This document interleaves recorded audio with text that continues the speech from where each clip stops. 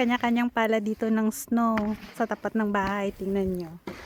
Yan, ganyan. Kailangan siyang palahin kasi pag tumigas, delikado. Yan. Ganyan. Kapal! Oo.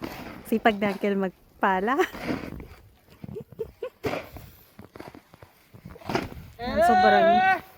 Sobrang kapal. Kasi 2 araw na nag-i-snowstorm.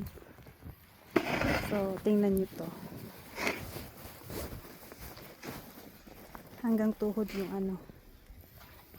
Yan. Ilagay lang yan sa gilid kasi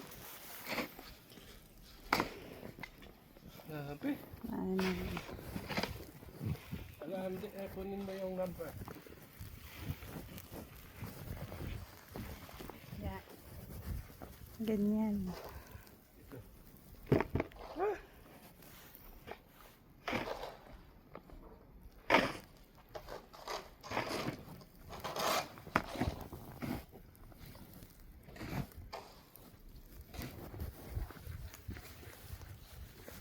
Pati ba naman dyan? Yan. Nakakapagod! 50 per hour ata yan. Here, doon pa, ano mo to, sa mga sasakyan. Nabiti. Ito, sasakyan, no?